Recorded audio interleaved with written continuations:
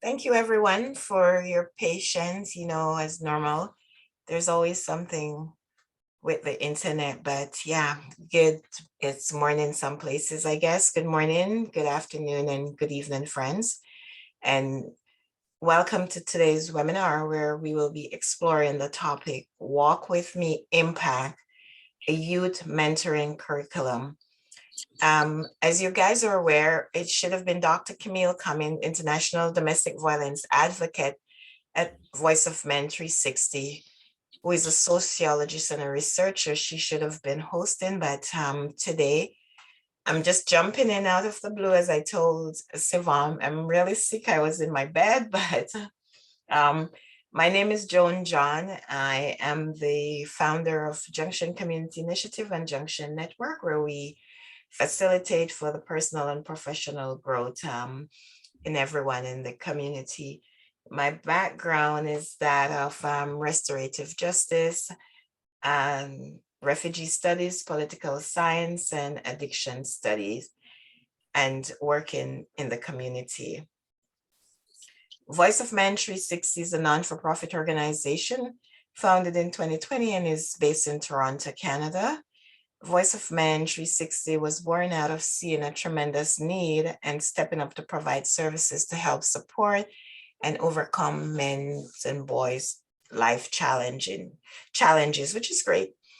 They're also a part of the International Men's Day, and International Men's Day have been serving for over 21 years so far, 90 countries around the world, and they join together doing various activities regularly. IMD follows 6 Pillar, which is the overall being of boys to men, and 360 follow in those footsteps.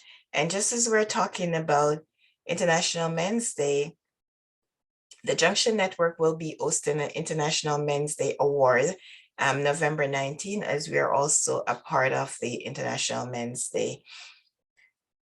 Voice of Men 360 hold these monthly webinars to create awareness on topics such as the one that we'll be discussing today, with the hopes of sharing valuable information with the community, as Voice of Men 360 believe it will be useful in not just some ways, in many ways, that we can help the boys and the men in the community.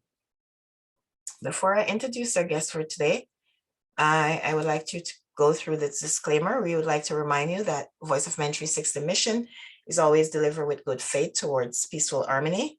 The views and opinions expressed in today's episodes are those of our speakers and do not represent Voice of Men 360. Our organization engaged in the discussion forum to offer inspiration and create awareness of the issues of men who wish to overcome their life challenges. We're not providing medical or therapeutic advice. Should you require that type of assistance, we recommend you contact a medical professional immediately. If you have any questions or concerns about today's episode or any Voice of Man 360 content, please email us at info@voiceofmen360.org. So our speaker today, I might say, Sivam, I had sent out this to some people in my group, so a couple of people from my group will be just dropping in and out. Armand King is the co-founder of the aptly named nonprofit Paving Great Futures. Fueled by his experience in the street, King served as a shepherd to guide others out of the prison pipeline, criminal activities, and domestic human sex trafficking that he knows all too well. Armand's experience include creating and implementing new programs serving current and former gang members, criminal justice involved individual, and high-risk youth. Armand, am I calling it properly? Armand serves on boards and task forces and law enforcement relations, human trafficking, and victim advocacy issues. He conducts community research for high-risk community. He also serves as a credible messenger and mentors to youth, adults, and juvenile on probation and in custody. Armand draw upon his direct experience with the criminal justice system, including incarceration and challenges of reentry, to guide others. For many years, he was misguided by the street and helped to misguide others, not realizing the detriment of his action Life for him is now filled with rewriting his past, but helping others pave a great future. Welcome to Voice of Men 360 monthly webinar, and thank you for joining. Thanks everyone that is on. Thanks Mitzi for jumping on, and Adridan.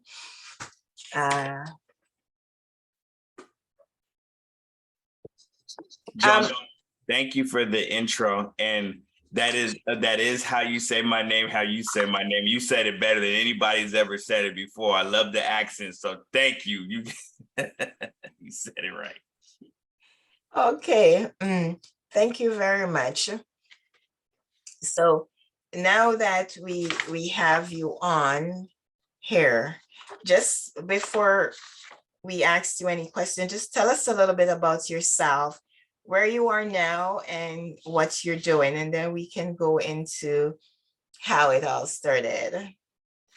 Oh, absolutely. Well, my oftentimes in interviews and things, I'm asked, like about my past, and just being in this field of helping youth, helping young men and women, and you hear some of their stories, and it makes you feel like your story. I actually grew up in Disneyland in comparison to some of these young kids out there, but my story is not too much different than many young individuals growing up in poverty, growing up in the inner city, in the community, as we call it. And, so I've experienced all of those traumatic things that a kid shouldn't go through, from homelessness to, to addiction, to gang violence, to youth violence, to crime, criminal activity. I've been a part of, and in multiple ways, those things coming up. Early on, I mean, not early on, but in the recent past, I never planned on getting into youth advocacy or helping the community, being a community leader. That was not in my plans at all. But they say, let God take the wheel. God took the wheel. I had other plans for my life, and it was not to do this. And that was about 12 years ago. And I have not looked up since it was the mission was put on my shoulders. I haven't turned around.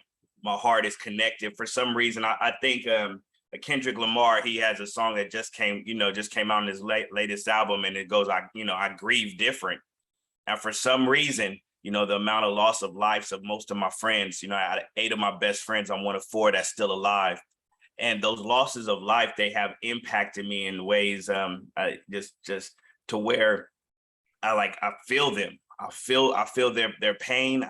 I've recognized where they came from, and I've turned that pain into passion.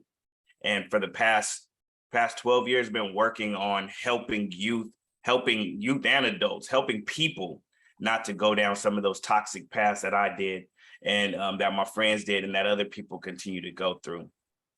That's where I'm at now. I'm an operation help as many people as I can.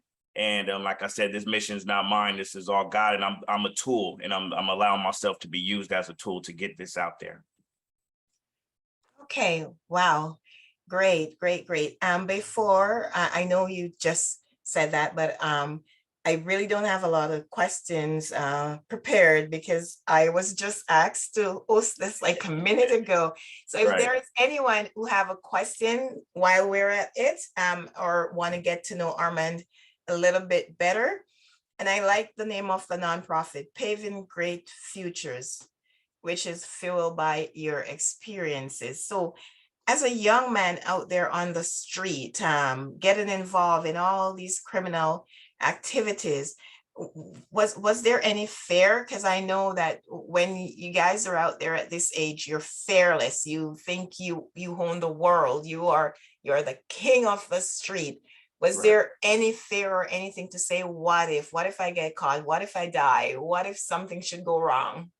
So yeah, I can't lie. At some points, those feelings were there, and but there you are fearless. You're more fearless than you are as an older adult, and that's because you don't understand life. Looking back, you've only been here 12, 13, 14 years. That's nothing in comparison. I sit here at 40. I've lived a 15-year-old life, twice and some already. So you go through these experiences, and through these experiences you learn. And I've been telling the story of I was sitting in a courtroom with one of my best friends at 15. He had just murdered somebody. And I was sitting in the courtroom as he was being defended, and he had actually got off of the murder using self-defense. Now, I knew what happened, and I knew it wasn't a self-defense situation and that he was actually in the wrong. But when my friend was released and I was excited. Me and my friend sat there in the courtroom. We were so happy that he got off. And I looked across to the other side of the courtroom, and I seen a family that looked like my family. And they were crying. They were sad. They were going through it. And I didn't feel their pain. I was there excited. My friend got off. A year later, that same friend was murdered. Now I felt that pain. Now I felt the loss of my friend, and then repeatedly going through stuff like that, repeatedly feeling the pain and loss of friends over time. Now I look back and I look at that, I could see that family, and it haunts me, honestly. Like, how was I excited? But it took experience, it took living life, it took feeling those pains to realize it. So yeah, as a kid, you're fearless. As a kid, you don't, because you don't know what you don't know. It takes you getting older. And I just, for clarity, Paving Great Futures is an amazing organization. I helped create that back in 2012. It's been operating for 10 years now and helping to save multiple lives. I now work in the capacity of a consultant, helping a number of nonprofits. I don't work under one nonprofit right now. And this Walk With Me Impact curriculum is something that I'm taking from the work that I've been doing over the past years, and not just my work, but other great people's work, and seeing the things that they've created and helped to help young lives, high risk, at risk youth, and implemented them into this curriculum that will be spread out throughout this world. And I believe I'm a mistake. Correct me if I'm wrong, but you're in Trinidad. This is something that could be implemented in Trinidad. This is something that can be implemented in Canada. I actually have 2 school groups in Canada right now that have reviewed the program and are actually looking into having this there. I am actually in Canada. Oh, Dr. okay. Cummings is in Trinidad. Got it. Do you have a module, like a book, for your webinars and for your training that you're doing right now? Awesome. Yes. So first, what part of Canada are you in? We're in Toronto. Toronto? Toronto proper. Okay. So I have 2 questions for you. Have you reached out to any educational institution in Canada, or you're already working with them? So currently, or in this past month, there was I did a training. I do human sex trafficking awareness training with people throughout the world, and I just did one with a youth advocacy group in Toronto. I forget the name of them right now. I can get that for you later. But I just did a training with them, and in that training, I end up bridging a relationship with the youth in this advocacy group and the school that they were going to. And I had them had this because I had kids in the age group of the kids this curriculum's targeted, go through it, review it, answer questions, ask questions. I wanted this to be the best project possible for them. So as far as education review, that has been the only one there. Here in the United States, I have 2 universities right now currently helping to craft this program. It is not complete yet. I'd say we're about 75% complete, looking at being totally complete by the end of the year. But we are utilizing every tool we have to make this the best program possible, because once it gets out there, we want to touch as many lives and help really destroy the school to prison pipeline. So when did you get to that epiphany? When did you realize that I am doing something wrong here and I need to fix it? This is not who I am, or why are we killing each other? And why am I doing this? Where did this come from? And after that, I'll jump into Dr. Cummings, because she's on and she might have questions because she had reviewed this document before I got the chance to look at it. But yeah. Okay, so honestly, we were young. When I was about 16, 17, we realized the killing of each other was bad. So we actually got into other criminal activity and entered into pimping and prostitution became the biggest way we were, the hustle lifestyle when I was young. So the realizing of the death and killing each other was not productive. That was a long time ago, but my life completely hadn't changed. I was still in the street life, and that didn't really end for me until I was an older man, and then at that point it was gradual. It wasn't no one big epiphany. I would say one of the major turning points in my life was when one of my best friends, Richard Wilson, was murdered. When he was murdered, I think that was one of the big haltings of my life, and where I actually start thinking a little different. Still wasn't all the way on the straight and narrow, still playing 1 foot in, 1 foot out the streets. But that was probably the major turning point in my life. But other than that, it was gradual. Okay, great answer. I have one more question for you before I turn it over to Dr. Cummings. Yes, ma'am. If you can break the module into a few areas and go little details, explain what covers, how they will help young boys and men. Absolutely. So I'm going to start it's real simple, yet complicated. So you have the first book in this series is the trainer's guide, the facilitator's guide. And that book in itself not only teaches you how to facilitate the program, but it teaches and helps the mentor or the person facilitating the program to be a better mentor, to be a facilitator. Oftentimes, like myself, I had a heart and passion for the kids, for helping people, but I didn't know how. And nor was there some place I could go to that just taught me how, didn't teach me about understanding the youth and their backgrounds, where they come from, adverse childhood experiences, how to run restorative practice healing circles, how to even understand my why. Why am I doing this? Self-care, you hear that coin phrase, self-care. I still don't know exactly what it is or how to do it. How do you deal with the participants, the youth's parents? How do you help a young kid whose friend is murdered? What do you say to that person?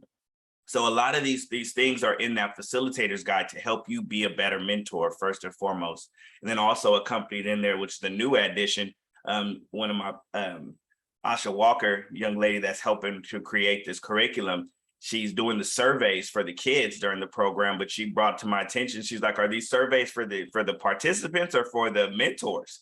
And I said, oh, I've never heard of the mentor being surveyed. We need a pre, post, and mid, or pre, mid, and post survey for the mentor. How do you know you're growing as a mentor? How do you know you're doing well in training these kids? Because sometimes you get lost in the sauce and you're not actually beneficial, and being a person from the streets yourself, if not everybody's from the streets, but like myself, there's some unaddressed trauma that I've had in my life. And I just jumped into helping kids with more trauma. Now I'm packing more on. How do I assess that? So that's the facilitator's guide. You go into the program and there's 2 sets of books or sections that you would go through. The first is a book of, we call it like core directions, those key ingredients, those seeds that need to be planted into the youth. And it's separated into 3 age demographics: elementary, middle school, and high school age of the kids.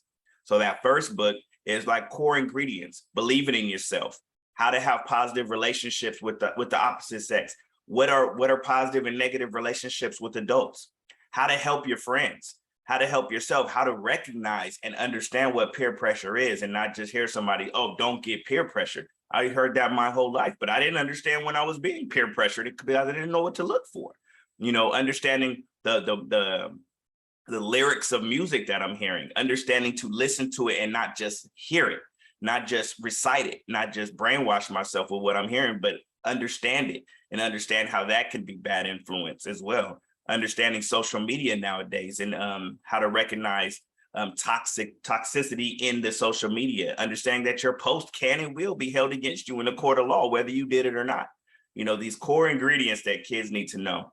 Then you go into the second book, kind of a setup like a choose your own adventure style storybook, where I literally took the life of me and my peers, my friends, and put experiences that we went through in this book so the kids can walk through and put themselves in the shoes of the people of my friends. And we literally, from middle school to high school, experienced everything from homelessness, child abuse, crime, jail, murder, you name it. We went through it. And it wasn't like in school where you get a semester to learn this and then you graduate, you pass, you go do something else the next semester. No, you get it back to back to back.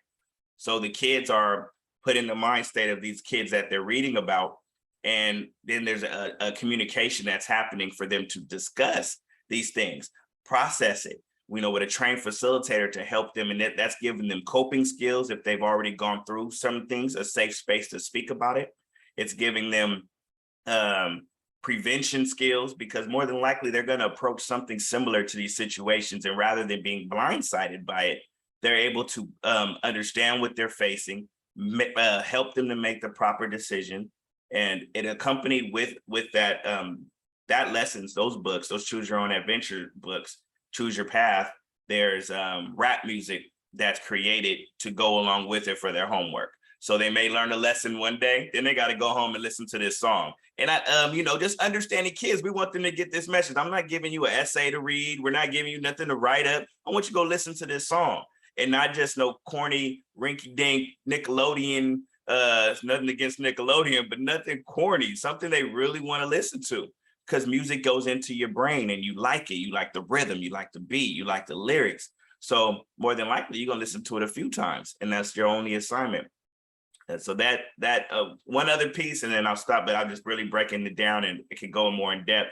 Another thing, we're packaging up the lived experience expert, because this program and this curriculum is meant for everybody who's dealing with our youth, school system, juvenile detention, even customizable by mom and grandmom and parents, because they're the number one youth prevention program is in the household, so they can use it. So anybody can use this program, and not everybody who has youth groups comes from lived experience backgrounds. Not everybody that has youth groups looks like me and can say, I was a former gang member. Not everybody does, but they love our kids and they want to help our kids. And we're in a 911 state of emergency. I don't want this Miss Lady over here that don't look like our kids not to be able to teach them. I know we need you to teach them. So if she can't get a lived experience expert, we have them packaged in a video that that can be a visual aid for her. So, because even someone who doesn't look like me, I just say white hair, white face, blonde hair, comes from somewhere. I'm just stereotyping right now, honestly. Now, say this person doesn't look like this group of Black and brown kids, but she loves them and helping them. Me and her could be saying the same exact thing to the kids, and they're gonna look at her, not listen. I wouldn't, even though she's saying right stuff. So we to help her. Now here she could play this video, and they can watch somebody who does look like me, maybe and a little bit younger, because just because my age is aging me out of that communication place too. Just because I'm Black, that don't mean nothing either. Once you get a certain age, you grandpa, you pops, I need somebody that's a little bit closer to their age. And our goal is to be the most impactful possible. So there'll be that to help with the lesson. And that's the basics of it. Hi, Camille. Camille? Good morning. Good morning, everyone. I have to apologize. Well, it's not my fault because there's no electricity far and wide. And I really wanted to be committed to this. I really like your work, Armand. I looked at your curriculum. I looked at the other information you sent, including your video, which I want to encourage everyone to watch, how pain paves the way. And it really talks about your story and how you use your childhood experiences. And you mentioned ACEs a while ago, and I'm also starting to look at that, at first childhood experiences in the context of domestic violence. And it's really interesting how you are developing this curriculum to help persons, especially children, because when I listened to your story on YouTube, when you sent it, it really speaks to children having adverse childhood experiences that now turn into adult trauma. So from a young age, if they get into programs like what you're doing, then it really helps them to sort of deal with the trauma. The trauma doesn't go away, but it helps them in the healing process. So there were some questions I wanted to ask you, and in looking at your curriculum, and I felt it was so important to really understand, first of all, two things: the monitoring and evaluation impact of it, because you talked about things like the community, and you are looking at at-risk males, especially from elementary, middle, and high school. So I wanted to know how you're going to monitor and evaluate the impact. And then also I had a question on using artistic expression in terms of, life coping skills. So anyone you want to answer, that's fine. Absolutely. So You know, I'm a basic person, complicated but basic. Again, just like the curriculum. And I guess I have a 6th grade education, but I graduated high school. Go figure. So when it comes to monitoring and evaluation, the progress, we have the quantitative evaluations into the curriculum. But being honest, because I've been in this nonprofit community for a decade. I've been around programs, I've been around educators, I've educated educators, and I know we look for like data points. And we went from here to here, and rightfully so and needed. But the kids I'm dealing with, sometimes this kid stopped doing drive-by shootings. I don't know how to put that on a data point. This kid went from selling drugs to now he has a job. You know, this kid, and sometimes early on, you don't know that we're seed planters. You in this nonprofit world, in this group at youth advocacy, parents, you are planting seeds that you may not see the harvest of those seeds for 20 years. You may not see them for 15. You are given the information, the guidance, the help that's needed. This kid still may go down a rocky path. The streets are crazy and highly influential. And so you can't even take it personal. You may have a youth program where you have the kid for 1 hour a week. It may be going home to chaotic households, traumatic households, parenting, the traumatic streets. They may be in foster care with no parents. You have that kid 1 hour a week. So you can't hold it against you if something happens with that kid. If the streets take them, you did your job and planted seeds. So yeah, there's the monitoring evaluation, help to see if they've grown, if they have a more understanding. They'll be through the pre, post, and mid survey, seeing if they understand peer pressure, these basic points. But that true development we'll see through action over time. And you may not be there in 5 years, but that kid may make this better decision. But we have to plant these seeds 100%. But I agree with the science and all that, but we might not have that opportunity. Like a parent, you can have 2 parents in the household, have money, and your kid still become a gang member later, or kill somebody later, do commit crime later. And then they're sitting in the jail center like, dang, my mama told me that. My daddy told me that. And they say sometimes my mom says, I use this often, a man doesn't even become a man till he's 33 years old. She calls it the Jesus year. You know, something about you just clicked, like, man, my mom said those weren't the right girls to be dating.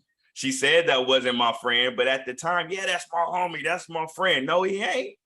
And you find out through time. So we planted seeds. So quantitative data, it's there in the basic level, but the qualitative data you will see through time, or you personally may not see, but you did the work. So that's the answer of that one. And as far as the artistic expression, so as you see the picture behind me in my, that was painted by one of my best friends. This is going to be the cover of the facilitator's guide.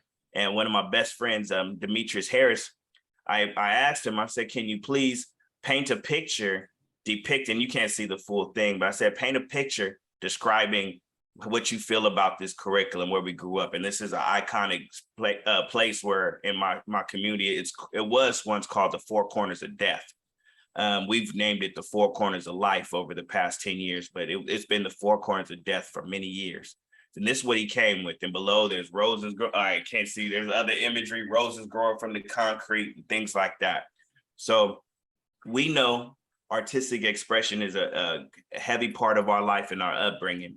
In the book, there's a lesson, but then there's also a picture that describes the lesson in there. And this is for this reason. As human beings, we learn differently.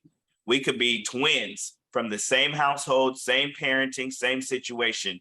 And I learn through visual. My twin may learn through audio. Our triplet may learn through art. That's just human beings. So I wanted to cover every piece of this. We have the audio with the rap songs, with the songs. We have the visual through the visual aid, as well as the artistic expression. And part of the curriculum is the kids now need to describe what they see in the artwork.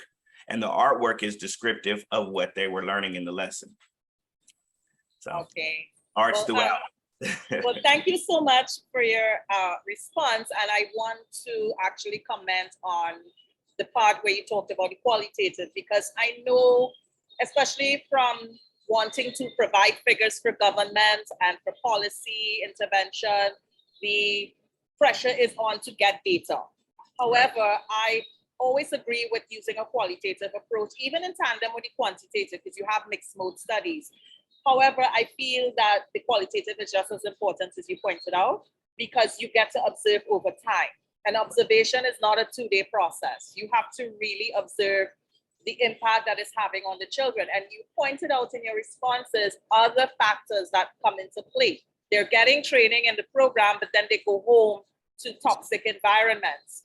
And you also mentioned toxic in your video. Children growing up in toxic environments are faced with so much disadvantage. So how do we get them to a place of sort of equalizing that playing field, that what they are trained in these programs, and then changing the environment at home, which now incorporates the parents, right? And parents should have access to resources that help them in terms of, dealing with domestic violence, dealing with poverty.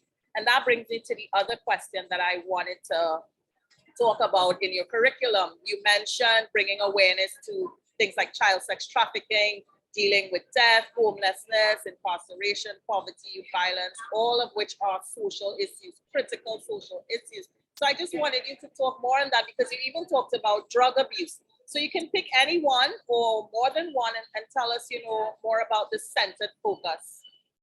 Right, absolutely. So when it comes to, like I said, once again, I'm just basing this off my experience and seeing other youth programs experience.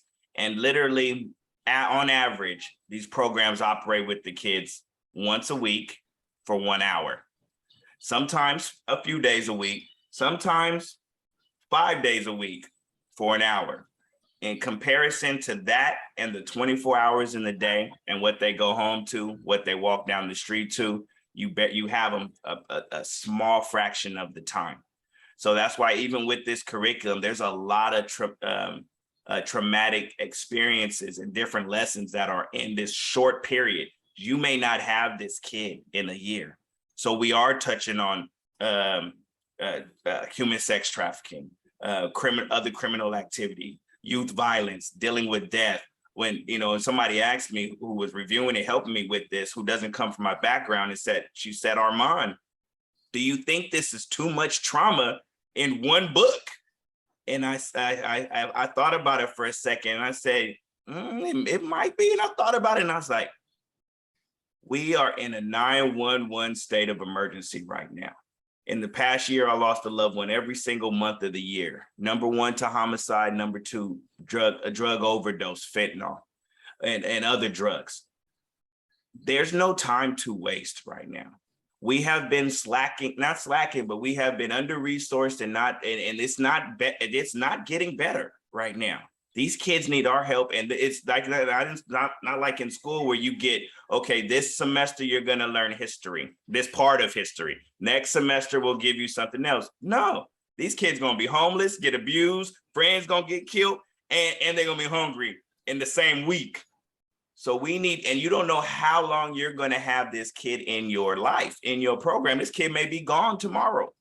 This kid may move homes in cities. You need to give as much as you can then. So part of the curriculum in the facilitator's guide, it gives instructions on how to, even before the program starts, things the program should do. And one is meeting with the parents, talk to them, let them know, because you want them on board as much as possible. And you want to kind of, in your own way, get to see and talk to the parents, because you will fill them out. So you'll know what kind of home. So you're not all the way, because people can fake it till they make it. But you want to kind of fill them out to see who are my kids that I'm in my program dealing with at home. And so you'll see those. Sometimes you'll see those signs, sometimes you won't. But you, at the God willing, you want the parents on board so they know what the kids are going to be going through before the kids even enter the program. Then you open up that line of communication with them, because in an ideal world, you can be working together in the program and at home. So the mom, the dad, the grandmas, grandpas, they know, auntie, uncle, whoever's raising the kids, foster parents, they know what the kids are going through. That's an ideal world. And then we could be more effective. Okay. I'll stop. I see. Go ahead. You had a question? No. Continue, because I'm reading the chat. So I wanted to tell you about what's posted in the chat, but you go ahead. Okay. And then just to quickly answer the second part of your question, was a lot of different things are in this program, of different traumas, different things kids are going through. And it's literally nothing in there was made up. All I had to do was write about me and my friend's life. So these are real things. And I deal with the kids. I've been dealing with kids for the past 12 years intensely. So they're still going through the same stuff, if not worse. When I was a kid, kids weren't dying off a bad pill. We weren't taking pills like that. They're dying every day now off a bad pill. They're using pharmaceuticals. They weren't doing that. We were smoking weed, drinking, maybe some cocaine, but nowadays kids are on everything, and, hip hop life made it cool. So they are popping Percocets and Xanax and you name it, and they are dying off of some snuck ingredient in there that they didn't know was there, or too much of something. Either way. So, I had to modernize it. I couldn't just base it all the way off of our stories, because kids are dealing with different things. At one point of the story, me and my friends robbed a pager store. I couldn't put a pager store in there. The kids wouldn't know what the hell it was. So, we had to make it a cell phone store. So modernize it so they would understand it. So I would say the top three things that we're dealing with in here, which are the most prevalent now, are gun violence, human sex trafficking, and really I call it human sex trafficking, but in our communities it's pimping and prostitution. Human sex trafficking is a bunch of other stuff that's not really impacting the communities like I come from. Pimping and prostitution is, and then drug abuse. So those would be the top three, although many issues are covered in here. Yes, I totally agree. And before I get into the question, I just want to comment on one thing you said about the kids being on so many different things. And I think part of it is because of the lack of psychosocial support that they get at home, and even from the community and institutions. So they're using the drugs as a sort of numbing effect and a coping mechanism. And Dr. Camille, so the underlying root issues have not changed or been addressed. We just didn't have pills, weren't cool when I was a kid. I was drinking Mad Dog 2020, 40 ounces. I was smoking my brains out. That was my coping mechanism then. It's the same issue, but now those pharmaceuticals are just the prevalent drug. You hear it in hip hop, you see it. We didn't have that then. And I've lived through the trends when ecstasy became cool. Like if before it wasn't cool, it became cool in culture, then Molly. Now kids are more, and then the group, now it's okay to take pills. So now it's normalized, but that wasn't the trend then. But if you look underneath the surface, those issues have never been fixed. Those social economic issues, the lack of opportunity, the lack of resource, the poor education, the systemic racism, never been fixed. So it may be pills now and something else in 10 years. But if the issue's not fixed, it's always going to be something. My first friend that I had was murdered. He was 13. I was 12 years old. I never had counseling or therapy or consulting for that. And then 15, then 16, then 17. So I'm stuffing. I don't realize I'm drinking and smoke because of my condition. So the tool may change, the issue remain the same. So that's why I'm in prevention work. How do we prevent? How do we help the kids see and understand that when your friend dies, this is how you can grieve? No one taught me how to grieve. It was, oh, shoot, let's pour out a little liquor, but I'm drinking the rest of it. I'm only 14. I agree. And as you say that you're in prevention mode, I want to get into some questions posted in the chat. So what about this curriculum, or how does this curriculum convince the parents? So, are you getting from the parents' point of view, are they willing to work with the curriculum, add to the curriculum, use the curriculum? And then there's several things I want to get into that I see in the chat here. So we could start with the parents, and then we could get into, working with the institutions and getting the curriculum approved and starting to teach it. So you want to tell me a little about that?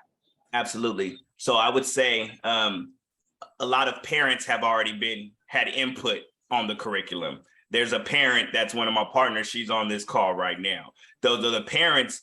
We are parents. I've been a parent to hundreds of kids without being my own for the past decade. So our minds are there. So we won't necessarily be modifying for each individual parent. You're gonna run across you're gonna run across a crazy parent one day. Just because they said some stuff doesn't mean we're gonna change the curriculum. But it's customizable. For one, just dealing with parents, we want the parents buy-in. We want them to support it, because if it's supported at home, and so they'll back it up. You know, we've been in situations where you tell a kid stop smoking weed, but goes home and my mama lets me smoke weed. Then all you saying don't smoke it don't mean nothing. You know, my mama lets me. That's like the stamp of approval. My mama lets me. So you want the parents to know about the curriculum. You want that the program. So you're the program running it. You meet the parents. You want them to buy in. They understand. So they're like, hey, did you listen when you go home? Did you listen to your song today? The mom knows that they were supposed to listen to this song, or they may even, if in an ideal world, that conversation they had in class, now the kid can come home and have that conversation with her mom. You know, his mom. Okay, mom, we talked about this, and then they can talk about it. So it's further enforcing it, further implementing it. They can dialogue. That would be amazing and beautiful in an ideal world. Okay, and then. When I said this program is for youth programs, juvenile detention, schools, and even the household. So these parents are like, I want this curriculum for my kids. There is no youth program in my neighborhood that I can send my kid to, but I want that program so I can help my kid, my son, my nephew, so they can get this curriculum. And now they can utilize it at the house. You know, it's not just for a program. So then that would be another tie-in with the parents. And then monthly, with anybody who's utilizing the program, we're going to have a monthly support group for the facilitators, mentors, parents, and we come together. There may be a basic training on something, cognitive behavioral therapy, restorative practice circles. It may be a session on that. But then the bulk of the purpose of it is for us to support each other throughout the nation, throughout the world. Like, okay, I'm dealing with X issue, and someone on there may have dealt with that and can advise, can support. And a support group like myself, I lost 7 mentees last year. 2021, I lost 7 mentees. Murder, drug overdose, right? Had a mentee kill another mentee. It was no stopping for me, you know. So I needed a place and people to talk to that may have experienced this, so we can help each other. And then on another note, say I have somebody in my program and then their family up and moved to a whole nother region or state or country, or then there's a program I may know there, and we can continue to work with each other. And we created a web of support that can help save our kids. Oh, excellent, Armand. I'm really impressed with this program, and I want to ask you, because the question in the chat also asked about the process, you know, getting into working with educational institutions, getting it officially approved, you know, starting to teach in particular areas. Can you tell us a little bit about that? Yeah, so, you know, I'm just getting into this right now. I've run program in schools here where I'm at locally for the past 5 years at a middle school, 2 middle schools. So I'm used to that school system, and I pretty much, the way it was, I'm the highest risk, one of the highest risk schools in my city. And I've worked in there and I was able to do my own thing. But now getting this, that was through my nonprofit. But now this program that's going to be going to different institutions, there's nuances depending on the school district, city, state. So I'm basing it off of right now working with 2 professors from 2 different universities here to put the different, and a high school group as well here in San Diego, to put the things and make sure it has the proper stuff in the program that it needs to be implemented into these school systems. So now the school system here may be different from the school system where you're at. So I'm going to base it off of the school district here, and hopefully they're around the same type of stuff. But like I said, I don't want the program not to be able to utilize this.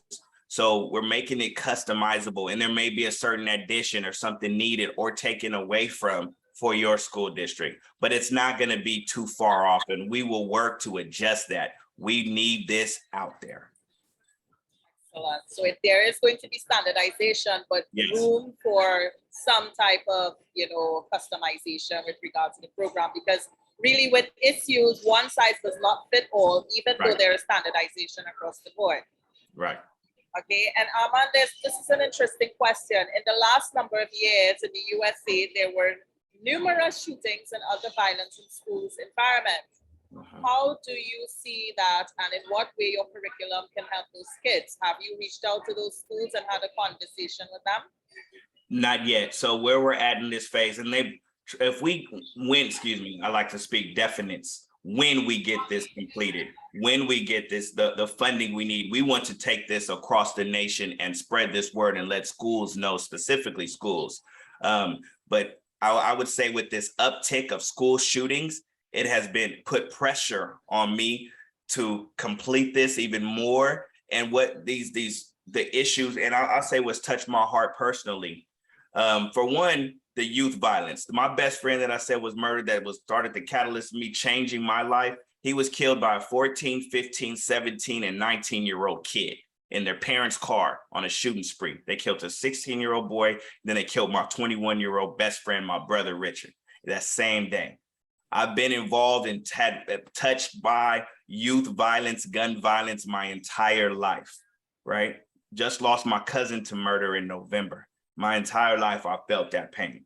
So these mass shootings, it's not just another, not a good show, but a sad show that I seen on the news and it didn't touch me.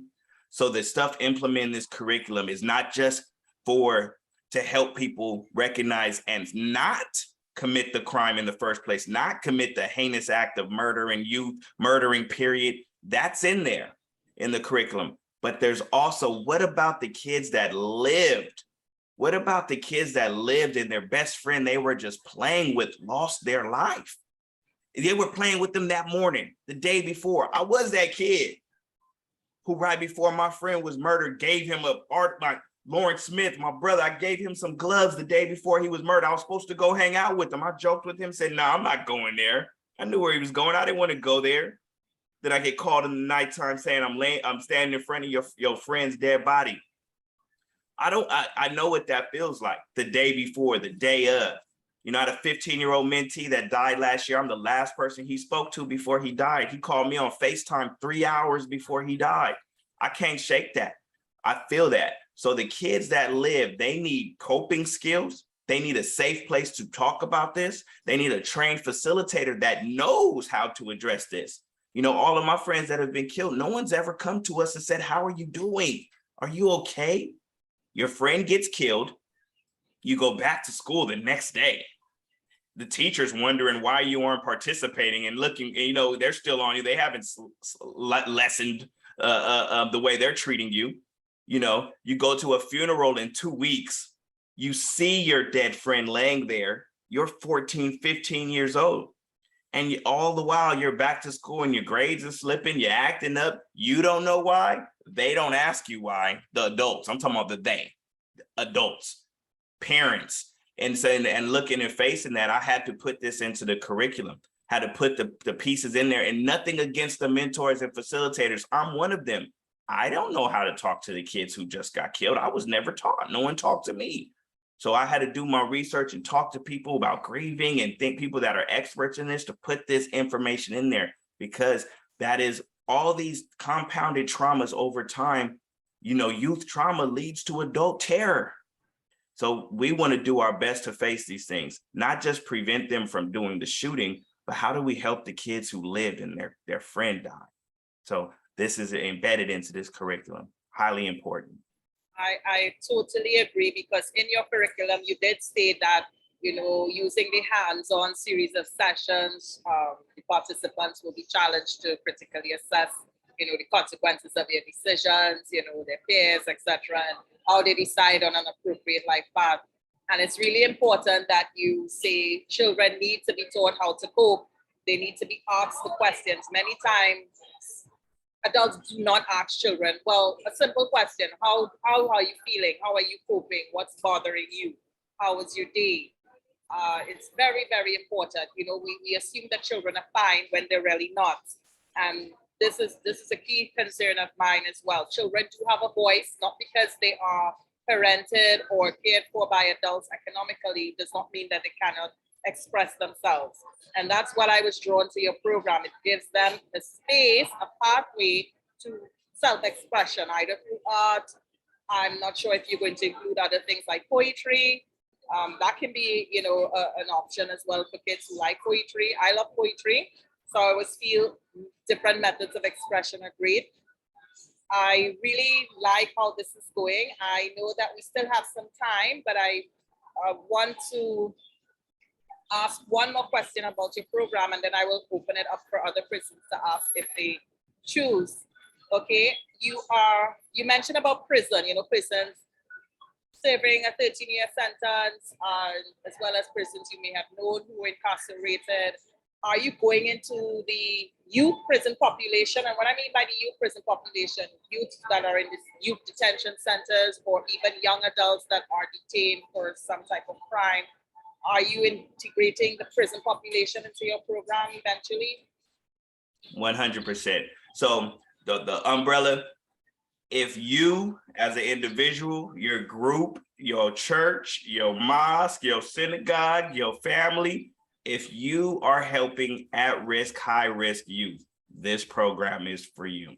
I don't care where you're at. If you got youth in those age demographics, elementary school age, middle school age, high school age, this is for you, especially juvenile detention, schools, youth programs, that nonprofit that's coming up with community leaders who want to help, they got the passion, but they don't have a tool to direct it yet.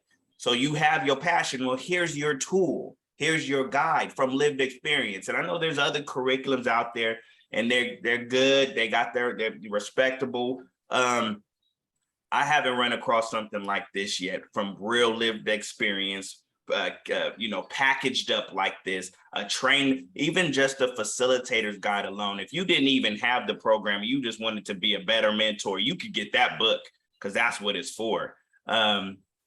So definitely for juvenile detention facilities, it needs to be in every juvenile detention facility in this world. I definitely agree with you, Armand. And before I open it up to persons in the chat or on Facebook, do you anticipate any setbacks? I always like to ask this because I know we have good intentions. We've reached a stage where we have everything down pat. We've met the criteria. We've followed the regulations. But what are some setbacks you think?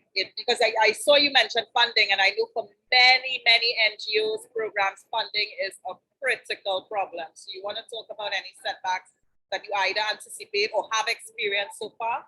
Right. So for one, you asked, did I anticipate setbacks? I'm a Black man in America. My whole life has been full with setbacks since I went wham.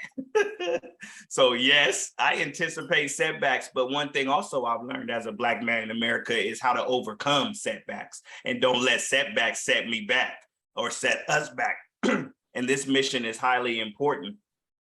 So for one, the first hurdle, of course, is actually creating it, doing it, and we're almost completely there, and we've learned to make a way out of no way, and we know how to do it. So right now we do have a Kickstarter crowdfunding campaign that's going on to the end of August, and God willing, the amount of money we're asking for or raising is going to cover the cost to produce the first module, the first prototype of the program, facilitator's guide, the education review, the editing, the graphic design, to get the audio production done of the music assignments that are going with it, to get the graphic design, the video production, to fully complete the program. And so that's what we're going for, aiming to raise $25,000 for the basic level.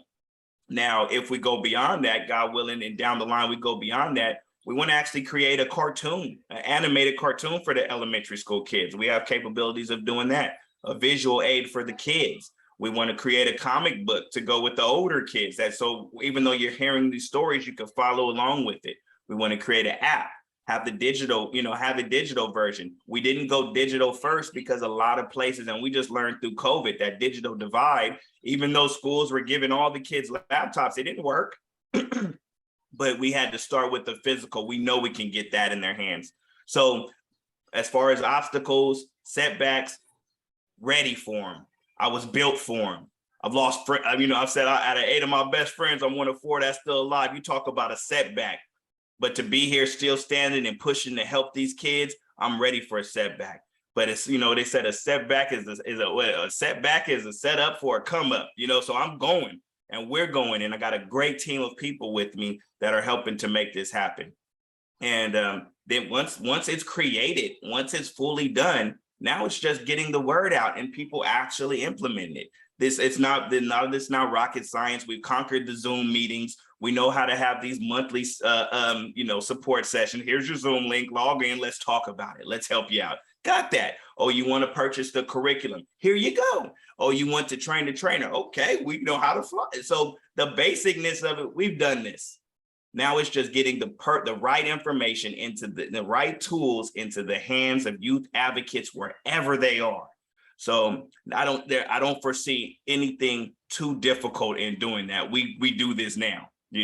This is a product of it. This even having this great Voice of Men 360. Where are you at right now, Trinidad? I'm in San Diego, California. We are communicating and helping each other right now. So thank you for technology. Let's do this. Yes, let's indeed do this. And before I get into the questions, I just have a few announcements. So don't forget, those of you who are connected, as well as you can tell others who are not aware, there is the monthly webinar, such as one, Open Up, right? And that's sharing your personal life journey. That is a live talk show, which is on every Sunday at 10 a.m. Eastern Time. You also have Billy Tamil Live Talk Show, which is on Sundays at 8 p.m. Eastern Time. There is also a monthly webinar, which is on the first Saturday of every month at 10 a.m. Eastern Time. And that's where we bring expertise and organizations and discuss a particular topic each time.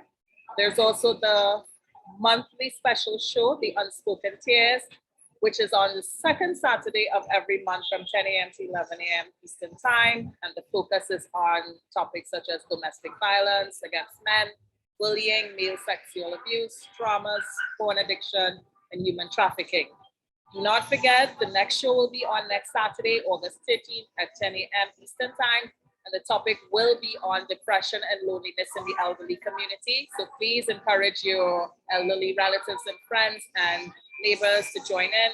This will be Jim Angloff, President Club 106 Seniors Club, will share his life journey.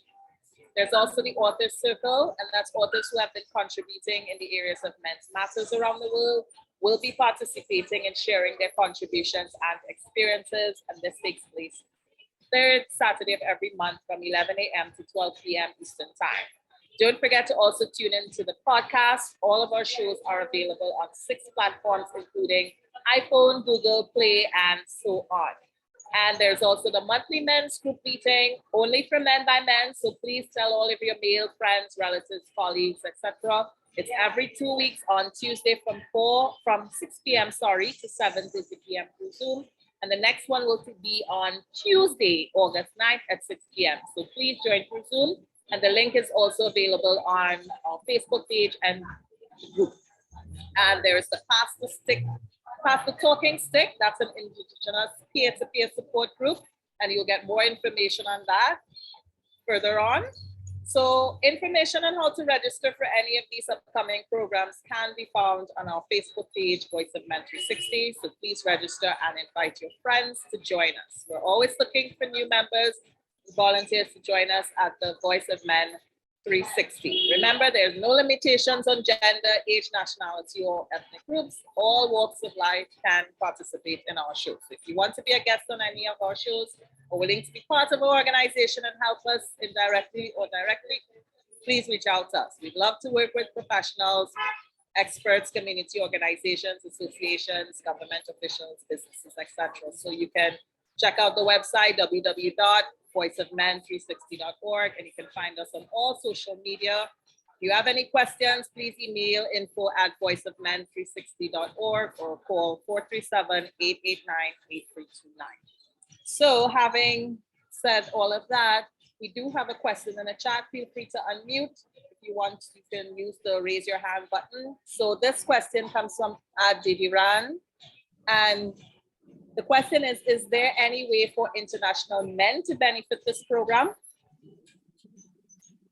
So yeah, I think I answered that, and let me make it even more clear. This is for anybody, anywhere.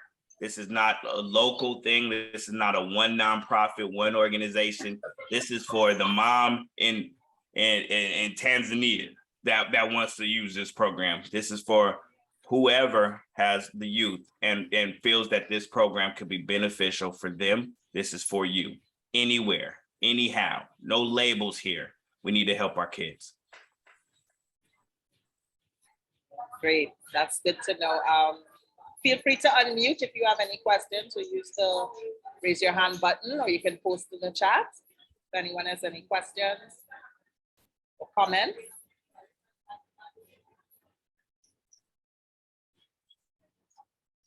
Yes, Emma, I see your hand is up. Go ahead, unmute. Hi, good morning, everyone. Good morning. For Armand, if you wouldn't mind just digging a little deeper into your core directions. That was talking about the core values. There were questions about youth as it relates to the in-school shootings, as it relates to the kids that are dealing with the trauma after having experienced such things, whether it was in their neighborhood or at school or at home or any area where they've delved into that. I know part of the curriculum talks about the core values and touching those children as they are developing their identities, and how far that can go as well. If you can touch on that. Right. So in those, thank you, Emma, for the question.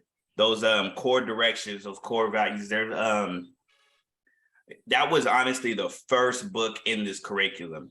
And I started that book because I started thinking about how when it came to men, the only answers and solutions that I would hear out there in the world with the work was prison, how to help them in prison, or how to help them when they get out of prison. And so I started, well, what would it take for them not to go in the first place? So I started designing this book and note it for those different age demographics. And it wasn't what core things did I need to hear? That's why it's called Walk With Me Impact, literally based on me taking myself on a walk in elementary school. What would I tell myself about myself? So there's things in there about believing in yourself. Starts off with that.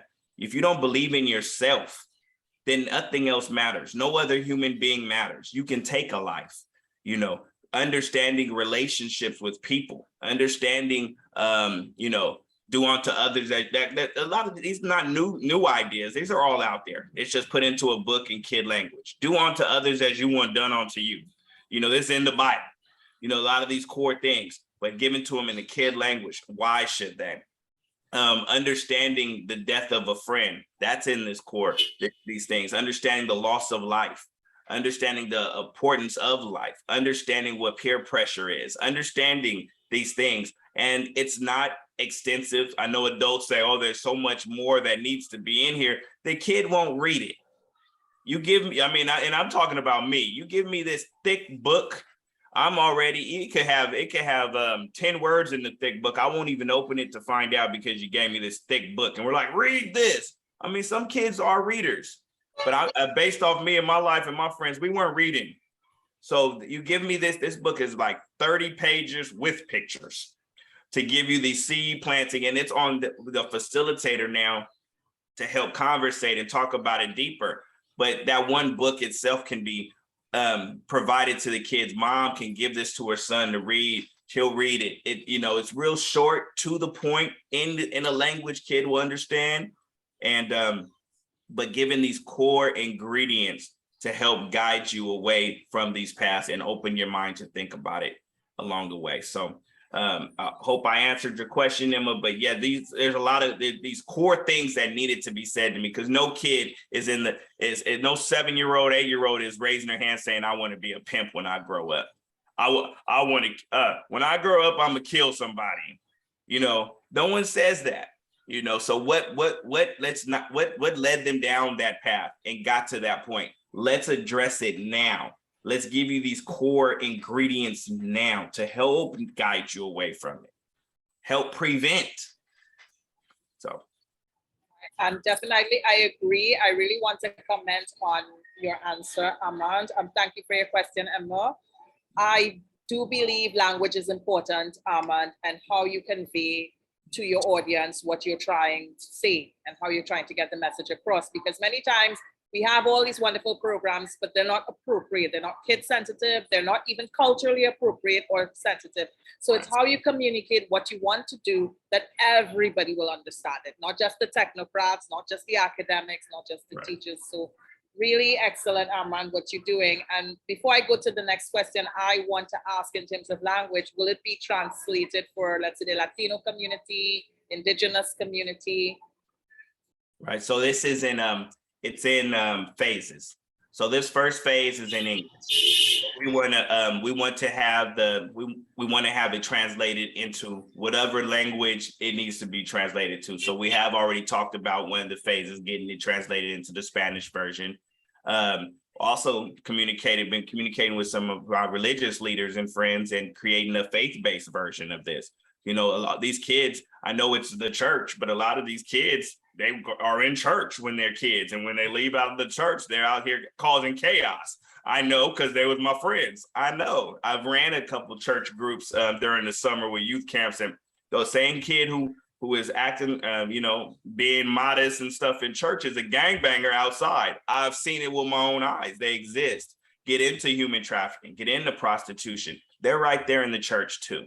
So for that church group to be able to facilitate this program, connect the word with it. And like I said, none of this stuff that I'm saying it in the language from lived experience, but all these core values and stuff can be associated with the Bible, with the Quran, with the Torah. It's in there. So to answer your question, yes, this is phase one, but we want to take this as many levels as it can go and to reach as many people as possible.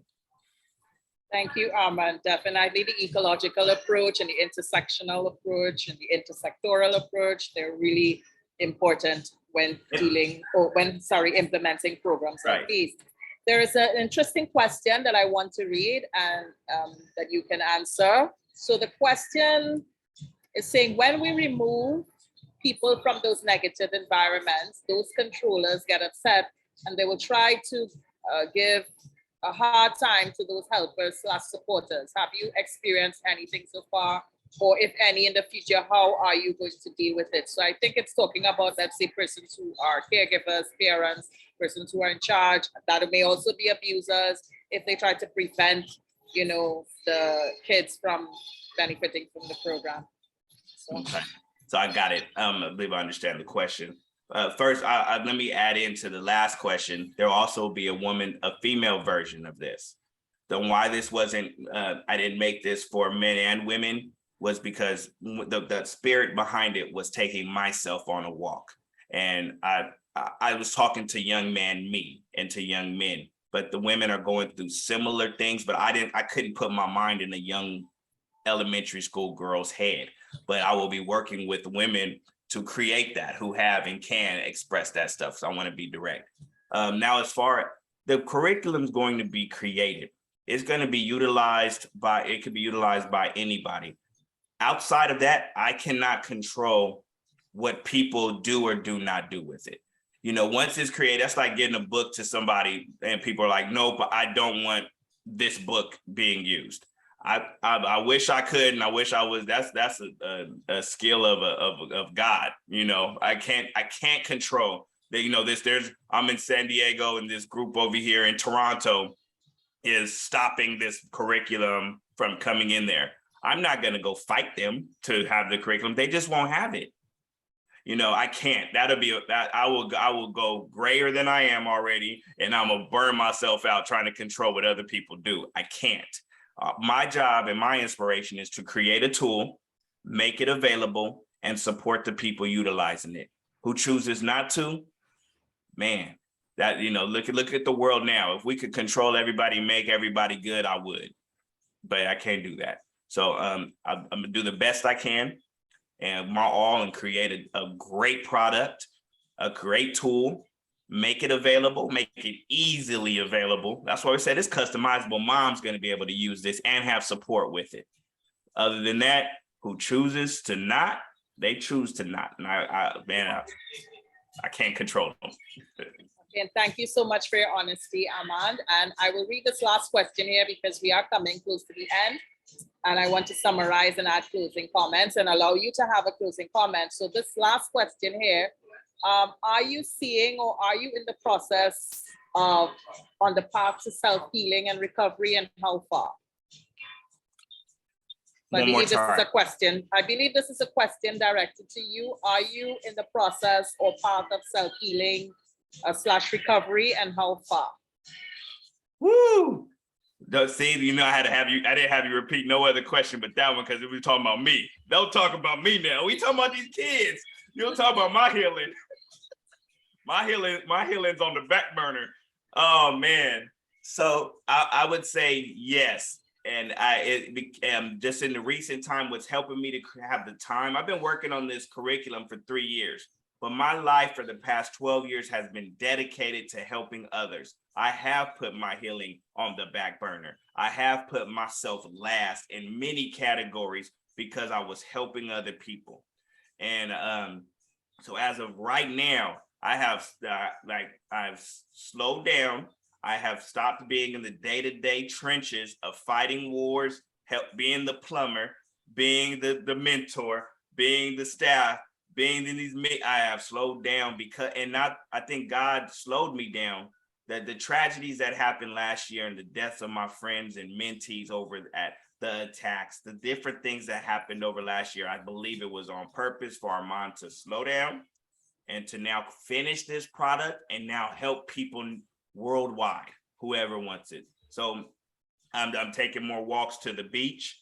I'm working out. I haven't worked out that much, but I'm working out. I'm eating better. I'm doing the things that I think I need to do. I have yet to still learn how to grieve. I haven't had time to fully mourn the losses, and they haven't stopped. I say I lost a loved one every month of last year. This year has been similar. This year has, so I'm getting there.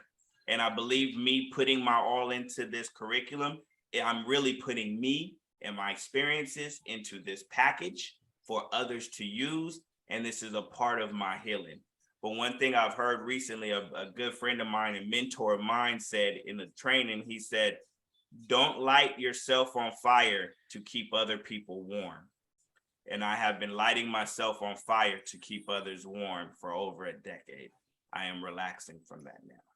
Well, thank you so much for that, Armand. And it is important to be cognizant of your own self, your own healing, your own traumas, because you do not want to experience what is called secondary traumatization. So excellent response there.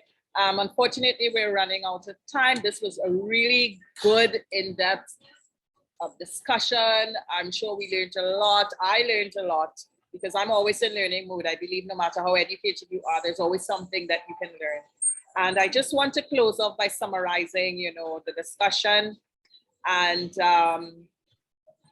part of this program that stands out for me and perhaps other people would be the artistic expression and life skills that you talked about. We also discussed the quantitative and qualitative approaches to monitoring and evaluation, which is important when looking at the impact of programs. One of the things that was mentioned that we should all be aware of is that children are using all kinds of drugs these days, and it is being used as a coping mechanism. We talked about parental participation, which is key, and that we need that parental buy-in for the program to be successful. The introduction for the implementation of monthly seminars and support groups are pivotal for this type of program because you want to provide continued support to participants and their parents and even the communities. Also, the school system is important. You mentioned that you intend to run the programs in the school system and that you're working with professors in high schools to ensure that the program has the right modules to be implemented. In other words, you're making the program customizable for school districts, etc. And we talked about funding, and you did mention when the program is complete or when you get funding, you can spread across the entire nation. So I know this program is going to be really great. And you have a sort of pressures, you called it, to accelerate this program because of the uptick in school shootings.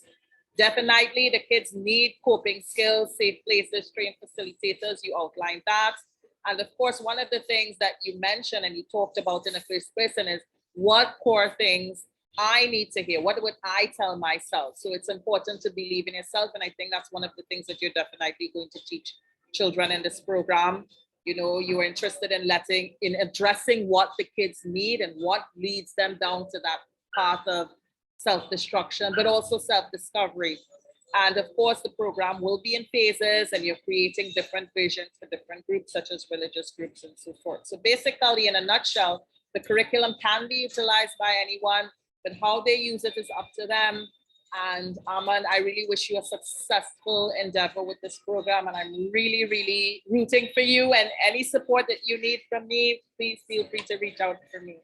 So thank you very much for being here. And is there any last words you want to say before we close off? Just briefly, thank you for having me. First and foremost, I'm glad to be alive. I'm glad to have met you. We've now just universally just connected some good people, and thank you, Savon, for bringing me here. Any support on that Kickstarter, it ends in August 31st. It ends August 31st. And if you can contribute monetarily, please share it. Please, your network. We want to complete this. We want to get it done. Walk with me, impact on Kickstarter. Please, it's your little big brother over here asking for support. Spread the message. Great, and you deserve all that support, Armand. And before we leave and end for the morning, I just want to also thank CVOM and Voice of Men 360 for hosting this program, as well as Joan. Joan, thanks for holding down the fort with me, because of the mishap this morning. So thanks to Joan, John, and Junction Network. They're also a really good organization and it's doing also wonderful work. So thank you to them as well. And if any of you have any closing comments before we leave, quickly. I see CVAM is on and June is on. Thank you, both of you. I mean, all of you, actually, especially Joanne in the last minute. I put you in the spot. Thank you. I really appreciate. And Armand. Everyone, I just put the contact detail. The number is 619-288-3187. And the email address is mr.armandking@gmail.com. mr.armandking@gmail.com to contact Armand. Please do that. And also thank you, Dr. Camille. I know it's you went to 2-3 places to get the internet connection, and I know it's very hard. Thank you. Thanks a lot. Appreciate. Okay, bye everyone. Take care. Bye everybody. Thank you. Have a great day. You too.